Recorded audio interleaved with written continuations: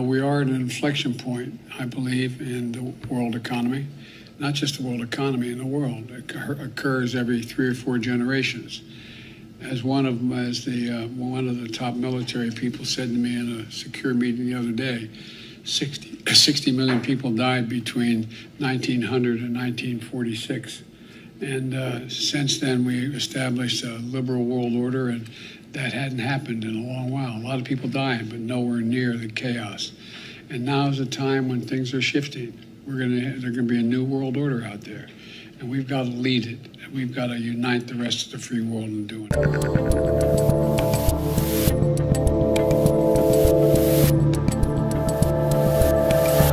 Well, you heard it right there from the President of the United States himself. The new world order is being ushered in. I am but your humble video show host, Dave Rubin. This is the Rubin Report. It's March 22nd, 2022. That's a lot of twos.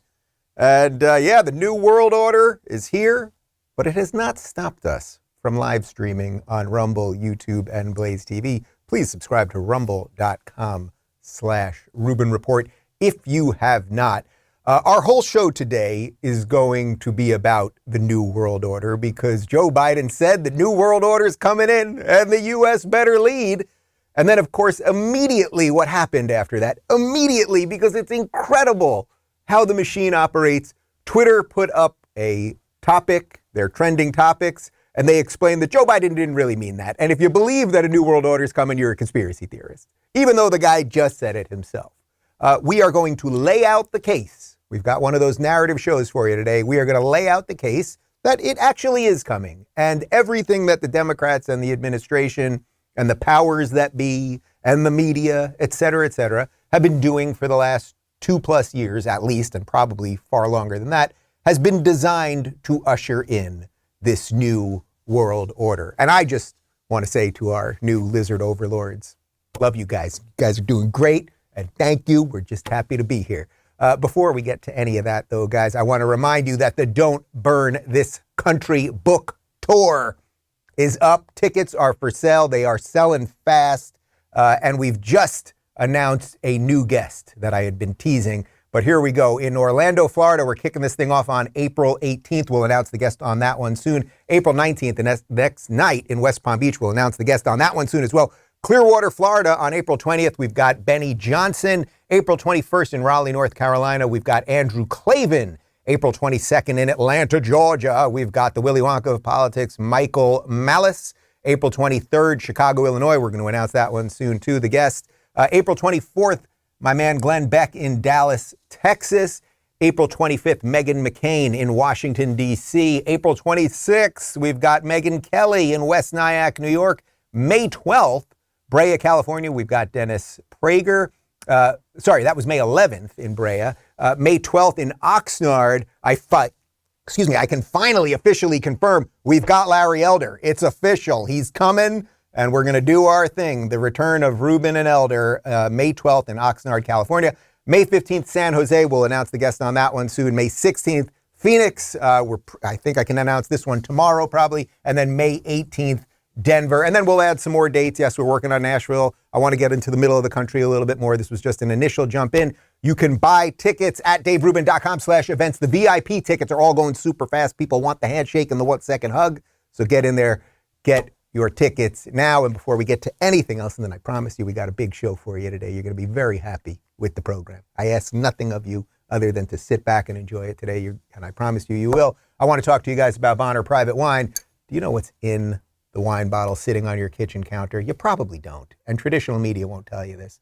They've got oak flavoring, mega purple dye, and tons of sugar. And that's not counting all the chemicals left over from vineyards that look more like oil refineries than the great chateaus of old. But better wines do exist, and they don't cost an arm and a leg either. Take it from America's top explorer. Recently, he came across a wine unlike anything he's ever tasted. Problem is, this delicious red wine can only be found in a single isolated corridor known as the world's most remote wine valley. Heck, he nearly died twice trying to find these vineyards. The wine is that special. Want to give him a try? Today over at Bonner Private Wines. My audience can get these rare wines at half the retail price.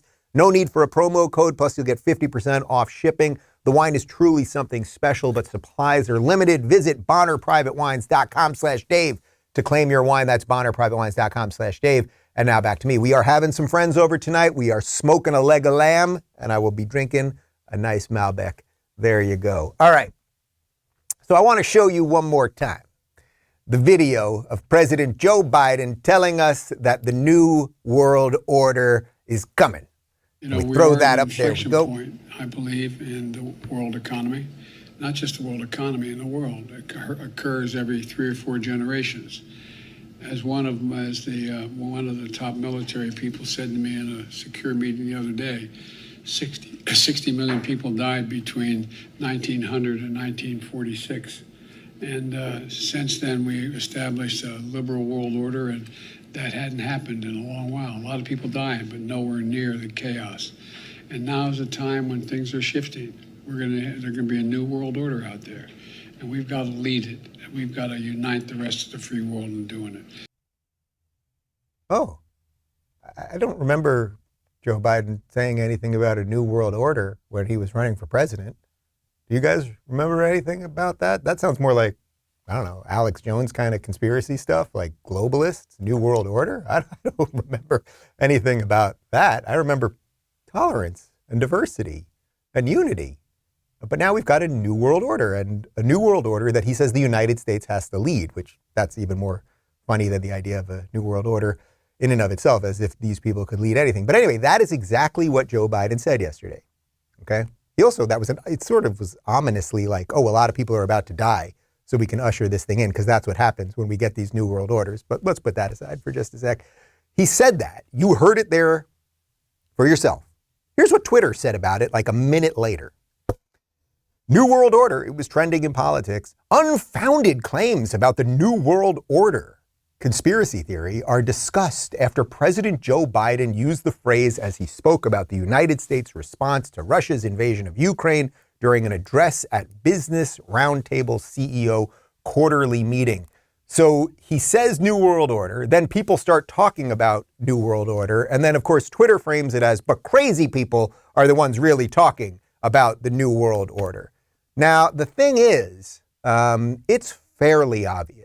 It is fairly obvious that that is what these people have been ushering in when you look at everything that has transpired over the last couple of years, when you look at the riots in the streets, when you look at the collapsing economy, when you look at the disaster of Afghanistan, when you look at this war that feels very fabricated or at least unclear and murky as to what's really going on, when you hear them talk about globalism, when you hear the World Economic Forum people talk about you won't own anything and you'll be happy. It's like, yeah, you guys have actually been ushering this in this entire time, and it is not a conspiracy theory. So over the course of the next 20 minutes or so, we're going to go back. We're going to rewind the clock, because I always say it's important to remember what they said and what they were doing so that you can figure out where we're at this very moment. And I think we've laid out a pretty solid case that this has been their intentions. It's exactly what they're doing, and they're going to keep coming. But before I do that, I want to talk to you guys about Roman Healthcare. You know, when the moment for intimacy arrives, you need to be ready. Roman ready. Whether you've been in a relationship for years or are just getting started, having the confidence that comes from preparation means you're free to enjoy the moment when the moment comes. Even though you are far from ordinary, the truth is that ED is really common. In fact, 52% of guys aged 40 to 70 experience some form of erectile dysfunction. With Roman, you can get a free online evaluation and ongoing care for erectile dysfunction, all from the comfort and privacy of your home. A U.S. licensed healthcare professional will work with you to find the best treatment plan. If medication is appropriate, it'll ship to you for free with 2-day shipping. Roman's system is completely confidential and totally discreet. No big logos or labels on the packages. Getting started is simple. Just go to GetRoman.com/Rubin and complete an online visit. The benefits of ED treatment can help you reconnect with your partner and rediscover the joy of sex. Go to GetRoman.com/Rubin today, and if you're prescribed, get $15 off your first month of ED treatment. Make sure you're ready to have confidence and control this spring. Roman ready. And now back to me. Okay, little heavy on ads up top. I agree. I'll control it going forward. But okay, now we're going to lay out the case. Joe Biden said there is a new world order on its way, and the U.S. has to lead it.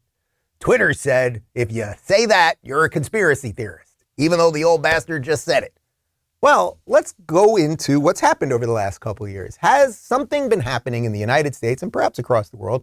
Has a series of events happened that would lead us to believe that they are trying to destroy Western society? Let's start perhaps with policing and what's gone on with policing and politics. How do our politicians talk about policing and what sort of chaos maybe that's led to on the streets of our cities? Here's some of my favorite politicians.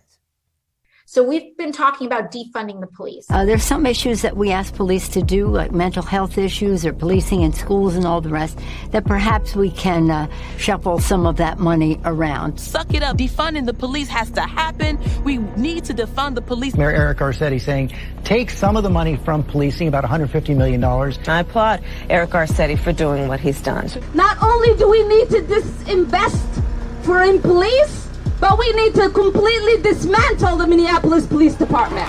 So yes, defund your butts. Defund you. We will be moving funding from the NYPD to youth initiatives and social services. They are talking about reducing the allocation of resources to that department. And I think every single city in this country ought to be thinking about the same thing. Yes, I support the defund movement. I'm for responsible reallocation of resources. And defund the police. I think you do all those other things, you don't need all the money that's going to the police department. So yeah, I mean, the spirit of it, I do support that. We propose to redirect over $7 million from the police bureau. That our city, through our city administrative officer, identified $250 million in cuts. Rashida Tlaib tweeting, no more policing, incarceration, and militarization. It can't be reformed. When they're saying defund the police, what are they saying? They're saying we want fundamental, basic change when it comes to policing. And they're right. All right, so the full video there goes on for another 5 minutes. Now, those were all Democrats. I asked my guys, can we find any videos of Republicans calling for defunding the police? I don't want to be totally partisan here if it's not the case. We couldn't find any. But I think you see what I'm doing here. So here are people that for the last 2 years, many of those people are no longer in their jobs, thankfully. Andrew Cuomo would be the highlight of that. But here are people who have called for more death. They have called for more destruction in our cities, and we know exactly what has happened. That is exactly what has happened to our cities. We now know that 2 years after all the riots and everything else, and it is kind of funny, where are the riots these days? Whatever happened to BLM? Did they ever do anything good for the black community, whatever that phrase means in sense of community? Did they solve systemic racism? Why aren't they out there rioting and destroying cities anymore? Could it have something to do with that orange guy being gone? Could this have all been a sham and really coordinated through the Democrats and their media allies? Dave, what are you talking about?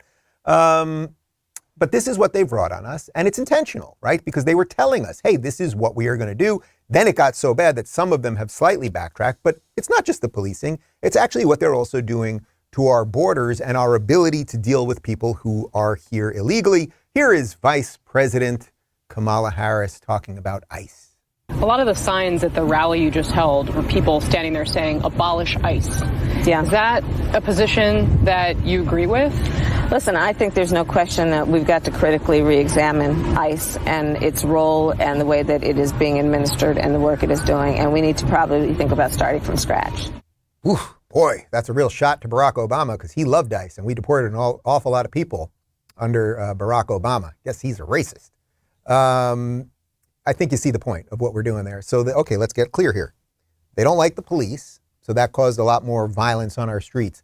They don't like ICE, and by the way, Kamala Harris isn't the only one. We could have picked plenty of videos, anyone from the squad and Bernie Sanders and anybody else trying to get rid of ICE. ICE's job is to make sure if they find people that are here illegally, so you are inherently breaking the law. If you're here illegally, they figure out what to do with you, whether they're going to detain you or send you back to your country of origin, et cetera, et cetera. Now, we can have some level of discussion how much we should fund that and what the processes are related to what they do when they capture somebody and what our border policies should be, right? Like we could have a really honest conversation about that. It's very hard to do because there was, again, that orange guy, and I always forget his name, who was saying, build a wall, you have a border, and if you don't have a border, you don't have a country. Now it's kind of like that's sort of what the Democrats are saying right now as they're letting all of these people in. So, okay, they want to get rid of the police. They want to get rid of, the people who are protecting our borders. But it's not just the people who are protecting our borders and making sure that legal people here in the United States, they actually want to just ram through the border altogether. Here's a video. We showed you this a couple months back. This is September 2021, Del Rio, Texas. This is our Mexican-Texan border. Beneath this border bridge in Del Rio, Texas, a group of migrants grows by the hour. The men, women, and children, mostly from Haiti. Tonight, they number nearly 15,000, tripling in size since Wednesday. All waiting in near 100-degree heat, washing clothes in the Rio Grande and sleeping outside for a chance to claim asylum. We need the administration, Secretary Mayorkas, the vice president, and the president to call this what it is. This is a crisis. With staff unable to keep up with processing, state lawmakers are calling on Washington for help. Did you catch the part about most of them being Haitian? I have no problem with Haitians, but when people think of the Mexican border, they think it's just Mexicans coming over. But we now know that it's people literally from all over the world, Haiti included, and all over the Middle East and everywhere else. Eastern Europe, Western Europe, they get to Mexico and then they just walk over. So let's go back through the case. They're getting rid of the police. They don't like the police, and that led to a lot of destruction. They don't want ICE, the people who are trying to make sure that once people are in here, we can deal with them properly, because you've already broke the law of the United States. And if we don't know who's here, we have a big problem on our hand. And they're basically erasing the border. And if you want some actual statistics on that, here's data from the U.S. Customs and Border Protection. This is Southwest land border encounters year over year. So in 2020, so this is basically illegal people that are trying to get over the border. In 2020, there were 458,000 such instances. In 2021, it basically tripled, more than tripled, to 1.73 million. And then in October of 2021 to February of 2022, roughly 4 months, 838,000 interactions, whatever that fully means, the full context of what that means, between border agents and people getting here illegally. So you see the case, people? Think you got it. So they're telling us they want a new world order. But if you say it, you're a conspiracy theorist. But that's what Joe Biden's saying. They're taking out the police. They're taking out ICE. They are taking out our borders. So I thought, well, look, that seems an awful lot, Dave. This is getting very scary, but it must end there. There can't be more evidence that these people are trying to destroy the United States of America in honor of some sort of new world order. That seems bananas. Well, let's talk about inflation. We've got some info here. First off, we had that insane $6 trillion rescue plan, right? Everybody knows about that, which was, you just print money, people. You just print money and you see what happens. That's how it works. Okay, so be it. We have this image that you're looking at here from the U.S. inflation calculator. The annual inflation rate for the United States right now is 7.9% for the 12 months ending in February 2022, the highest since January 1982, after rising 7.5% previously in 2021, according to U.S. Labor Department data published March 10th. Now, again, without getting into crazy politics here and crazy economics, when inflation rises, your money is worth less, and then goods cost more. Inflation, bad. But fear not, people. Joe Biden, the guy warning us of the New World Order that's not really coming, he is also telling us that his policies and what he's doing has nothing to do with inflation, even though we didn't really have it under Orange Man, and it suddenly is going bananas under Senile Man. So I'm sick of this stuff. We have to talk about it because the American people think the reason for inflation is government spending more money. Simply not true.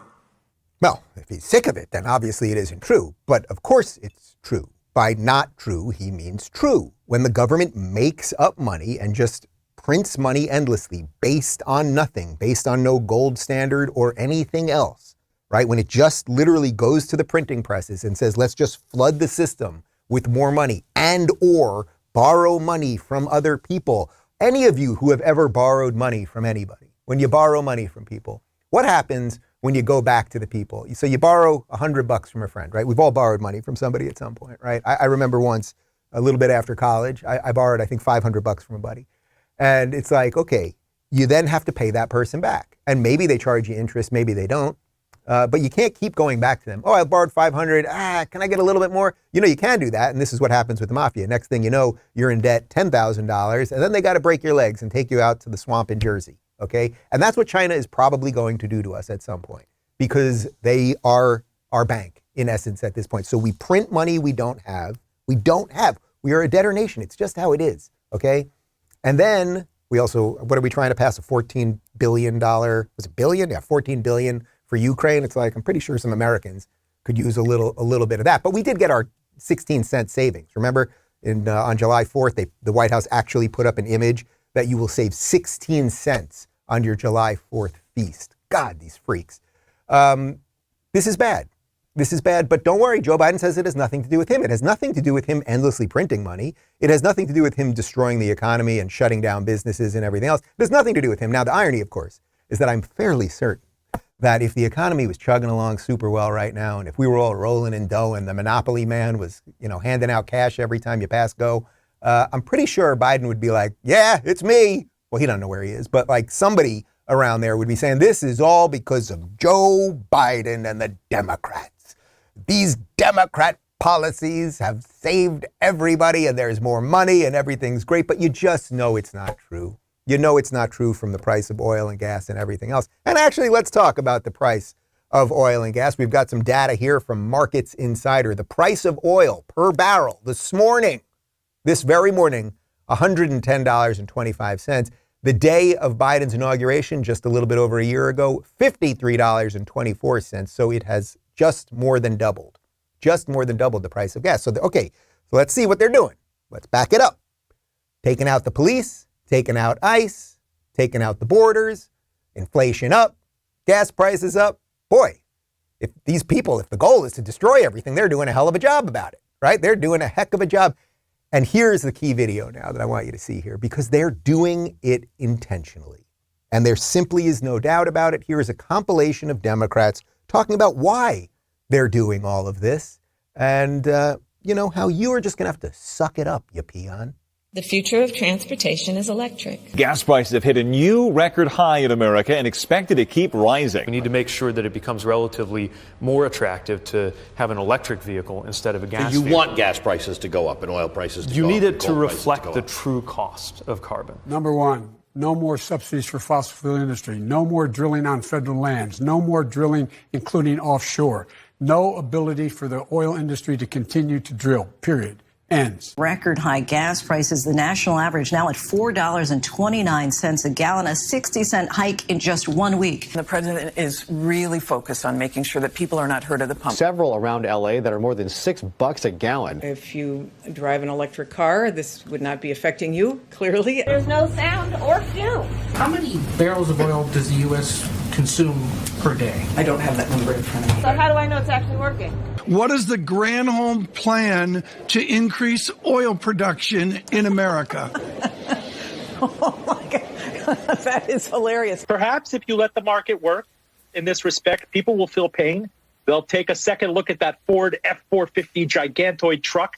They'll reconsider a Tesla. I'm willing to pay $4 a gallon. Hell, I'll pay $15 a gallon because I drive a Tesla. I have a Chevy Bolt. That is my car. I lease a Bolt and I lease solar panels. So I drive on sunshine, girl.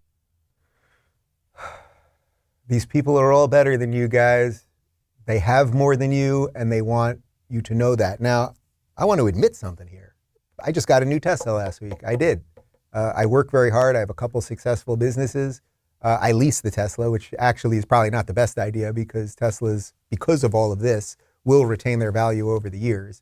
I'm not against electric cars. The Tesla is one of the coolest innovations that we've had in America, worldwide actually, in the last 20 years. It really is. It's really like driving a different thing than driving a regular car. Like it's all digital. To drive, to go forward, you have to slide your finger up.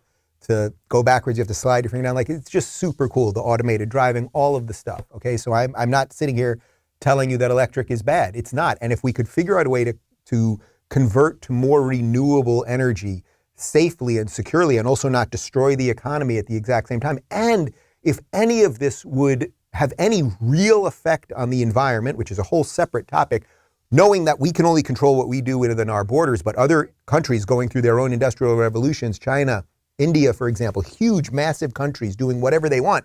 If they're going to keep doing all of that stuff and we're just going to harm our economy in the name of green energy, we're going to be worse off. The simple truth is that fossil fuels and gas and fracking and all of these things, and especially nuclear, these are the things that are still the best way to raise more people up out of poverty. I actually watched an incredible movie. If you haven't seen it, it's like 10 years old. I watched There Will Be Blood over the weekend on Netflix, and it's all about the oil rush in the late 1800s. It goes into probably the 1920s, 1930s. Really fantastic movie. Who's the actor in There Will Be Blood? The guy's a freaking incredible actor. Anyway, they are trying to destroy everything. Give me that guy's name real quick before we move on. Daniel Day-Lewis. The guy he's really like, they say actors, I don't like when they say actors are geniuses. It's like Tom Hanks didn't really go to the moon. He pretended to. That doesn't make you a genius. But this guy, Daniel Day-Lewis, like, great actor. Anyway, they are trying to destroy the whole damn thing. They really are. Here is video of Secretary of Energy, Jennifer Granholm. She was in the little compilation we just showed you there, talking about how we can't let this Ukrainian moment go to waste because there's something else going on here. Maybe it has something to do with the New World Order. As you can imagine, and as you have heard, there is a lot of conversation that is happening right now in saying that this crisis in Europe and the crisis our allies are facing and the reduction of supply of natural gas and oil from Russia creates a moment that we should be acting. I mean, we heard President Zelensky. We do not want to see any country that is held hostage to Vladimir Putin. And this is a moment for Congress to be able to act. There can be a compromise. There can be movement on this. And whether it's, what the form is and who sponsors are and all of that, that's a conversation that's happening. But the bottom line is this is a moment to have this happen. It's an urgent moment. What a crazy coincidence, guys. I actually can't believe this. These people who all want us to move off of energy the way we've done it for so long. And we can, again, have that conversation about how we can clean up some things related to all of that and how you actually transition without destroying an economy. They suddenly got this war out of nowhere that no one's exactly sure what's going on there. And it's the perfect moment for them to usher in the thing that they want to usher in. These guys, they're the luckiest people on earth. Jennifer Granholm and Joe Biden are lucky. They're just so lucky. And Gay Pete and all of them, they're just so lucky that we got this war so they could do their energy thing. It's just great. Okay. So we're laying out a case here. What do we have? We've got police, we've got ICE, we've got border, we've got inflation, we've got oil and gas, no drilling so we can move to electric. But I would imagine that the rest of our foreign policy has been pretty solid, right? It's not like there was any sort of disaster, say 8 months ago or something that was so unbelievably horrible that it actually shook people to their very foundations, although we don't talk about it anymore. There couldn't have been such a thing like that maybe in August related to Afghanistan. Kabul airport this morning is back up and running. Evacuation flights for U.S. Embassy personnel and contractors in full swing. Flights were stopped yesterday when tens of thousands of Afghans stormed onto the runways, desperate to leave, clinging onto aircraft, trying not to be left behind as the Americans pull out.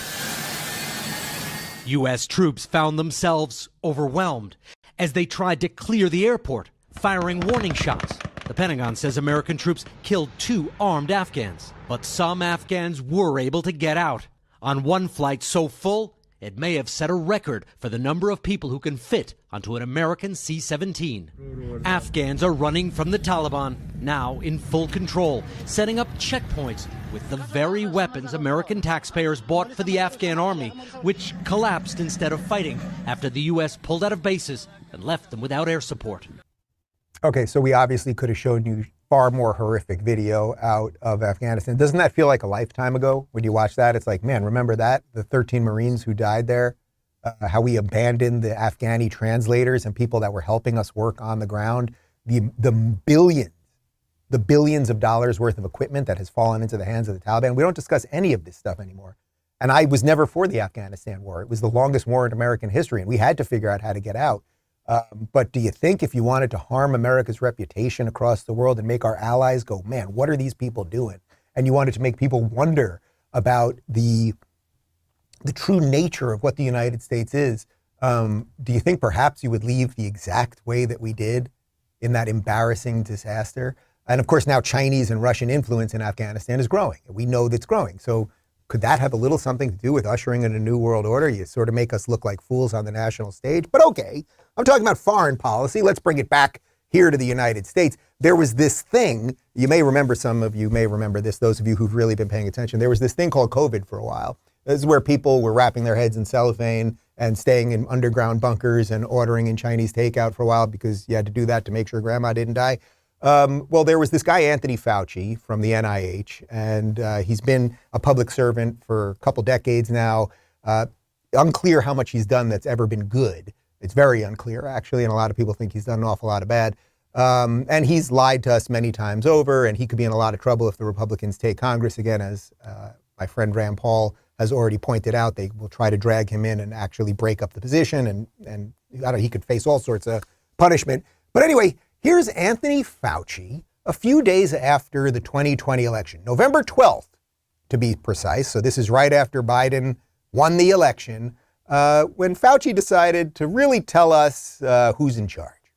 So are there countries that there are countries that seem to be doing well that then weren't doing so? Are there countries now that hold up as models for, pretty good response to this? The answer is yes, but right now it seems that every country is suffering. Yeah. We are often compared with countries that are not comparable to us. We are not a little island of 5 million people that we can shut off. We're not a country that would accept if a ruler tells us, you must do this. I was talking with our UK colleagues just today who were saying the UK is very similar to where we are now in outbreak because each of our countries have that independent spirit of we don't want to be told what to do. Well, I understand that, but now is the time to do what you're told. And I think it really is something that we should be doing right now. Ugh, the laugh, right? It's the laugh after now is the time to do what you're told. Like, you just scratch one of these people. You scratch a government worker, you scratch a lefty, a progressive, and the worst sort of tyrannical authoritarian just comes out. And it's so interesting because that, which also feels like a really long time ago, but it's only a year and a half ago, right after the election of 2020, you can see the way it shifted where he's actually talking about freedom. There are some things that we can't do. There's the streak of independence. He says, we are not a country who would accept that you will do this, meaning that we'll accept mandates and lockdowns and everything else. And then he pushed the hell out of mandates, which now are disappearing because good American people fought back against it. But that was a year and a half ago. Now that COVID seems to be wrapping up, although season 2 is coming, I'm pretty sure of that. Here's Fauci a couple days ago, and he's digging the lockdowns and all the other stuff, and maybe they will make a comeback. If we do see a significant surge, particularly one that might result in increased hospitalizations, we have to be prepared to pivot and perhaps reinstitute some of those restrictions. No, Anthony, we are not reinstituting those restrictions. You are not the God of us. You are not an elected official. And I think there's an argument to be made that even the elected officials don't have the right to lock our businesses and keep us in our homes and enter everything else. Thankfully, I live in the free state of Florida. And I know that the governor here will not listen to any of your nonsense. And we have a Surgeon General here, Latipo, who's actually following the science. So I think we've laid out quite a case here. Do you see what we did there? We talked about the police. They tried to destroy our policing, which then destroyed our cities, and crime has exploded. We know that in all the videos, people walking into drugstores, stealing stuff. You know what's going on in San Francisco and most of our major cities and the amount of murders that are rising and everything else. We talked about ICE, so they don't want illegal people that are here to be dealt with.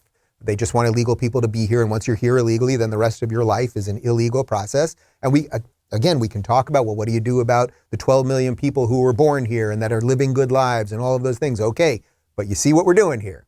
They don't want voter IDs, right? When I voted in the presidential election and for the recall in California, I tried to show my ID and they would not let me do it. I literally tried to do it. So they want to get rid of the police. They want to get rid of ICE. We showed you the video from the border. They're more than happy to let all of these people rush in, and we showed you the numbers. They're actually doing it.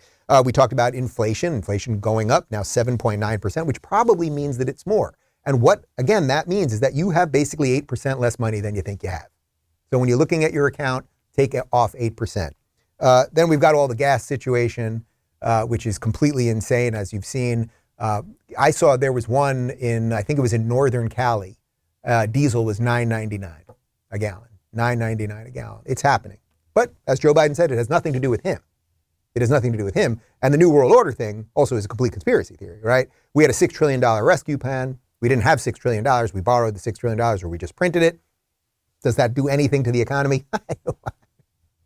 Then, of course, we talked about the move to electric cars. That's obviously connected to that. They want to usher in their new world electric grid situation. Then foreign policy. We basically left Afghanistan in shambles, said to all of our allies, hey, we don't know what the hell we're doing. And then, of course, we brought it back home to the people that have been running this country related to COVID. And they're sitting there laughing, saying we may have to institute some of the stuff again, even though the stuff didn't work. We've got a cold close for you today that I think you're going to dig, because if any of this is concerning to you, this was, I guess, guys, this was a little bit of a concerning show today. This was a concerning show. So we're going to end you with hope, because there is a woman by the name of Kamala Harris, and she's second in charge, and she's good. This is a woman who knows her shit. She's good, and we've got video to prove it that we're going to show you in just a second. This woman seriously knows what she's doing, and if anything, if Joe Biden, if one morning, fell down the stairs, whatever it is, she'd be in charge and everything would be okay.